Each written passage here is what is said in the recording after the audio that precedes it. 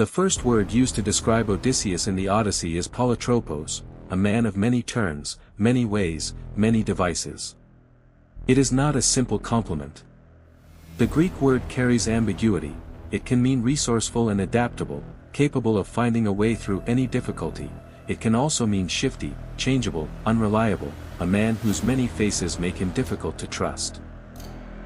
Odysseus is the hero the Greeks gave themselves, who was neither the strongest nor the bravest nor the most noble, but the most intelligent, and intelligence, Homer understood, is not a simple virtue. It is the quality that enables survival and deception in equal measure, the thing that keeps you alive precisely because it cannot be reduced to a single, transparent principle. The Iliad ends with the burial of Hector. The Odyssey begins 10 years later, with Odysseus still far from home. Troy has fallen, the Greek heroes have returned or died, and Odysseus, the man who won the war with the Trojan Horse, his single greatest stratagem, is sitting on a beach on the island of Ogygia weeping. He has been there for 7 years. The goddess Calypso loves him and offers him immortality if he will stay. He weeps for Ithaca. He is, as the poem's opening says, a man who has seen the cities of many men and learned their minds. Before the Odyssey, the war and the horse. To understand what Odysseus is coming home from, you have to understand what the Trojan War was and what role he played in it. The Iliad shows him as indispensable, not through single combat, where Achilles and Ajax excel, but through counsel, through the management of difficult situations, through the ability to say the right thing at the right moment. When the Greek army almost abandons the siege and sails home in the second book of the Iliad, it is Odysseus who stops the rout, returning the scepter of authority to Agamemnon, beating the rabble-rouser Thersites into silence, and finding the words that turn the army's mood from panic to resolve. He is the man you send on dangerous diplomatic missions, the man who volunteers for the night raid behind enemy lines, the man who is not too proud to use deception when deception will work better than force. The Trojan horse is his invention and his masterpiece. After 10 years of siege that could not breach Troy's walls, Odysseus proposed leaving behind a giant wooden horse, supposedly an offering to the gods, while the Greek fleet pretended to sail away. The horse was hollow and filled with Greek warriors. The Trojans, despite warnings from the prophet Cassandra and from the priest Laocoon, who was killed with his sons by sea serpents sent by Athena before he could make his case, dragged the horse inside the walls and celebrated what they took to be the end of the war. At night the Greeks emerged, opened the gates, and the city fell. It was Odysseus who proposed the horse. It was Odysseus who led the men inside it. And it was Odysseus's idea to silence the men when Helen, possibly on behalf of her Trojan husband Deiphobus, possibly testing them, walked around the horse calling out the names of their wives in their wives' voices. Several men almost broke, Odysseus held them physically still. The war was won by a man who understood that the cleverest solution is often not the heroic one. The Cyclops, the cost of pride. The wanderings of Odysseus begin with his failure to go directly home. After leaving Troy, he sacks the city of the Sicyones, an act of piracy that costs him men when the Sicyones regroup and counterattack, and then allows his men to delay on the coast instead of sailing immediately. The tone is set. The journey will be extended not only by divine hostility but by human failure, by the accumulated small decisions that do not look fatal until they are. The encounter with the Cyclops Polyphemus is the most famous episode of the Wanderings, and the one that most precisely defines both Odysseus's genius and his fatal flaw. Polyphemus is a son of Poseidon, the god who will persecute Odysseus for the rest of the journey.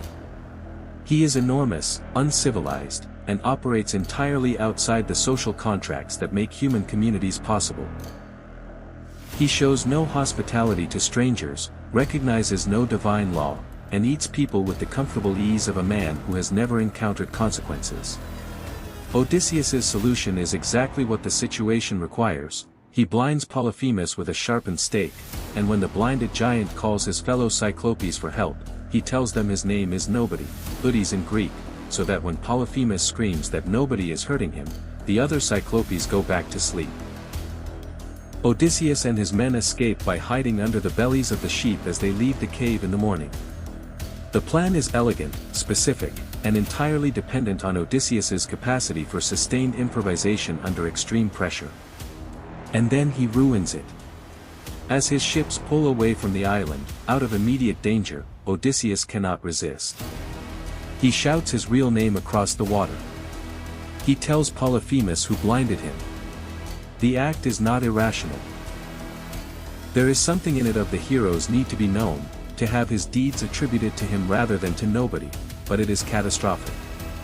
Polyphemus prays to his father Poseidon to make Odysseus suffer, to delay him, to ensure that if he does reach home he arrives late, alone, on a foreign ship, to find trouble waiting for him.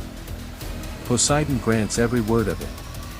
The wrath that drives the Odyssey, the divine persecution that extends a journey home from weeks into 10 years, begins with Odysseus's inability to let an enemy die without knowing who beat him. Circe, the witch who became an ally. Of all the supernatural figures Odysseus encounters, Circe is the one who most fully tests the relationship between intelligence and desire, between the hero's capacity for self-mastery and the forces that pull against it. She is a goddess and a sorceress who lives alone on the island of Aeaea, and her first act when Odysseus's men arrive is to transform them into pigs. Giving external form, Homer implies, to what they already partially are, creatures of appetite who follow pleasure without thought. Odysseus goes to find them. The god Hermes meets him on the road and gives him a herb called moly, identified by scholars as variously snowdrop, garlic, or a purely mythological plant, that will protect him from Circe's magic. He is also given specific instructions. When Circe touches him with her wand, he should draw his sword and charge at her as if he intends to kill her. She will invite him to bed, he should agree, but only after making her swear by the gods that she will not use her power against him. The plan works. Circe, unable to transform Odysseus, recognizes him as the man Hermes had predicted would come, a man with a mind that could not be enchanted. She releases his men, restores them to human form, and becomes Odysseus's host and lover for a year. It is only when his men remind him of home that he asks to leave, and Circe does not merely allow it, she becomes their guide, directing them to the land of the dead to consult the prophet Tiresias about what they will face. What Circe represents in the poem is the temptation of the comfortable transformation. The surrender of the specifically human, the rational, the homeward directed, for the pleasures of the body. Her island is not a place of suffering. It is a place of abundance and warmth and the company of a goddess who clearly values Odysseus. The year he spends there is a year he is not suffering. It is also a year he is not moving. The poem treats these as equivalent.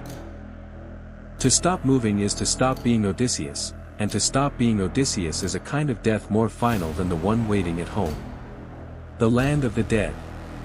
In the 11th book of the Odyssey, the book that ancient readers called the Nicaea, the summoning of the dead, Odysseus reaches the edge of the world and performs the ritual that draws the shades of the dead from the underworld. He digs a pit, fills it with the blood of sacrificed animals, and waits while the dead come to drink. Only blood restores momentary consciousness to them, only blood lets them speak, remember, know where they are.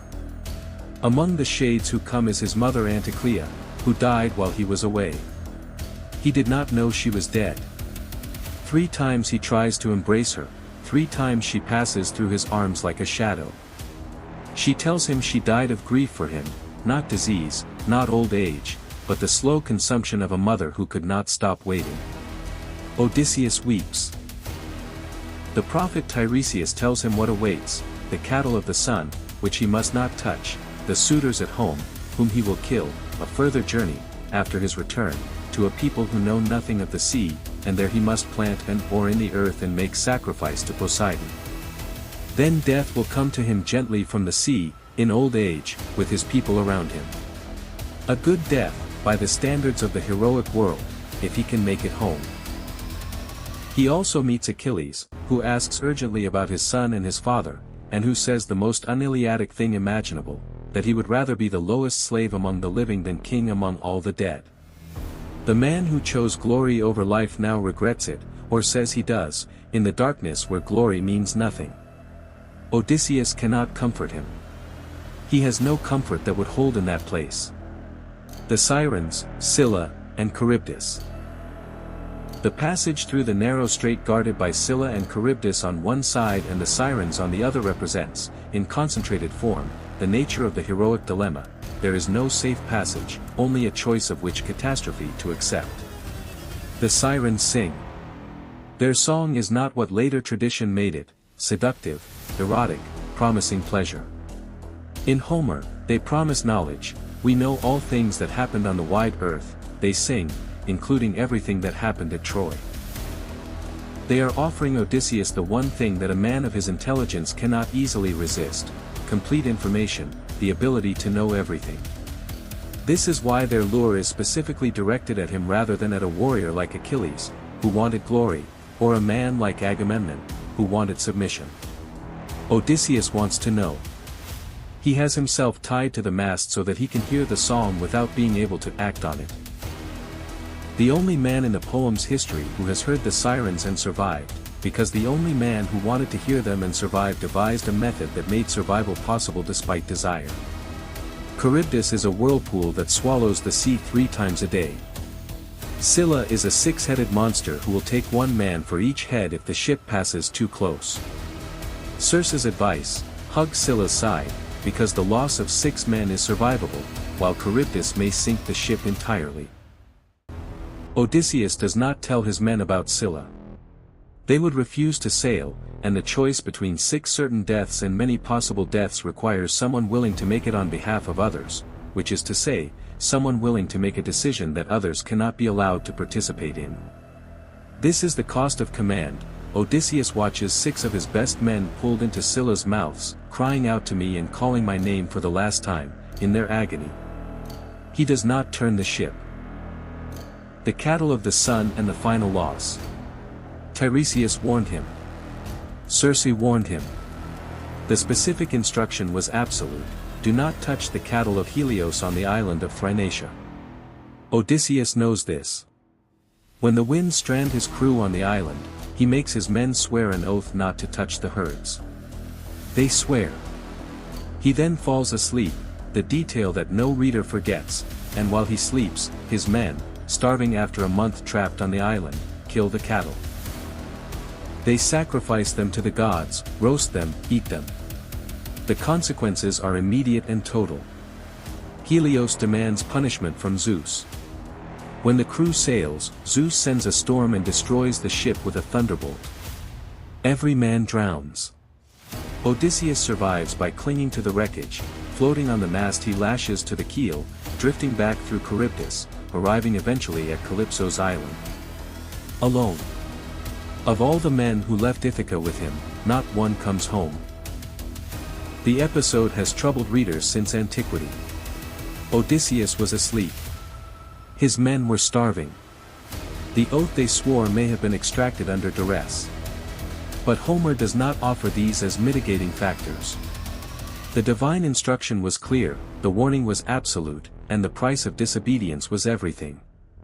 The men who died were not evil men, they were hungry men who made a decision that killed them. The gods in the Odyssey are not just, in any human sense of the word. They are powerful, and the world they govern requires navigation rather than virtue. The return, beggar, test, and bow. Odysseus arrives in Ithaca after 20 years dressed as a beggar. His wife Penelope has been holding off 108 suitors who have occupied his house, eaten his food, and competed for her hand, and through her, for the kingdom, for 3 years. She has been delaying them with the famous stratagem of the shroud. Weaving a funeral shroud for her father-in-law Laertes by day and unraveling it at night, promising to choose a suitor when the shroud is finished. When the servants betray the trick, she is forced to promise a decision. The recognition sequences are among the most emotionally precise passages in Greek literature. His old dog Argos, left behind as a puppy, has been waiting 20 years on a dung heap. He lifts his head when Odysseus approaches, wags his tail, and dies. Having held on long enough to see his master return. His nurse Euryclea recognizes him by a scar on his thigh while washing his feet, and he grips her throat to prevent her from crying out. His son Telemachus, whom he meets in secret, breaks down completely. Penelope does not recognize him until the final test. She announces that she will marry the man who can string Odysseus's great bow and shoot an arrow through 12 axe heads in a row. None of the suitors can string the bow. Odysseus, still in disguise as a beggar, asks to try. The suitors mock him. Penelope insists. He strings the bow with the ease of a professional musician tuning an instrument, drives the arrow through all 12 axe heads, and then he and Telemachus and 2 loyal servants kill every suitor in the hall. The killing is precise, methodical, and without mercy. 20 years of patience ending in 12 minutes of violence. Penelope still does not give herself. She tests him with the secret of their marriage bed, built around a living olive tree that cannot be moved, and when Odysseus knows the secret, she weeps, and goes to him, and the reunion is described with the tenderness of a shipwrecked man who finally reaches solid ground after a terrible sea. After Homer, Odysseus without end. The Odyssey ends with reunions. With Penelope, with his father Laertes, with the ghost of the suitor's relatives who demand revenge and are restrained by divine intervention. But the tradition did not stop there. Ancient texts now lost described a sequel, the Telegony, in which Odysseus eventually sails again, is killed accidentally by Telegonus, his son by Circe, and dies on the beach of Ithaca. Other traditions sent him further. To the western Mediterranean, to the edge of the known world, to death among people who had never heard of the sea. Dante placed Odysseus, Ulysses in the Latin tradition, in the 8th circle of hell, among the fraudulent counselors, his tongue wrapped in flame. The sin was not the Trojan horse, but something Dante invented. After returning to Ithaca, Ulysses could not stay. He gathered his aging crew and sailed west, through the Pillars of Hercules.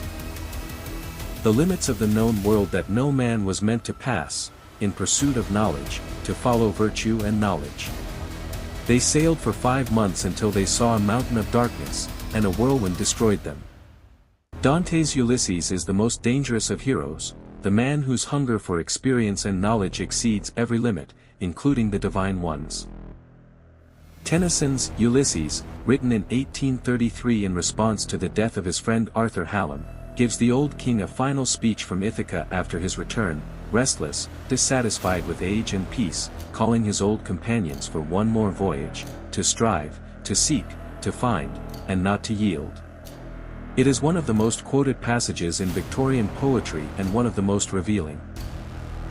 The 19th century, expansionist and empirical and deeply uncomfortable with limitation, found in Odysseus not the man who came home but the man who could not stay. James Joyce's Leopold Bloom wanders Dublin for 18 hours in a day-long odyssey that matches every episode of the original.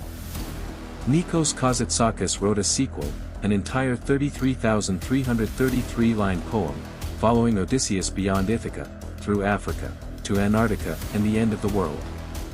The Coen brothers' O Brother, Where Art Thou? retells the wanderings in Depression-era Mississippi. Margaret Atwood's The Penelopiad gives the story to Penelope and the 12 hanged maids. Derek Walcott's Omeros transposes the Homeric world to the Caribbean. Every generation finds in Odysseus the question it is most urgently asking: can you go home? Can you ever? What does it mean to have a home worth returning to? Homer's answer is specific and demanding. You can go home. But to do so you must survive the Cyclops and the Sirens and Circe and Calypso and the suitors and yourself. You must be willing to arrive as a beggar. You must be willing to kill. You must be willing to pass through the land of the dead. And when you get there, the bed will still be rooted in the living tree, and the recognition will still come, and it will have been worth it. Whether the poem is right about this is something each reader has to decide on their own terms. But the fact that people are still asking the question, 3,000 years after Homer put it into the form it has held ever since, suggests that he was not wrong to think it was the most important question there is.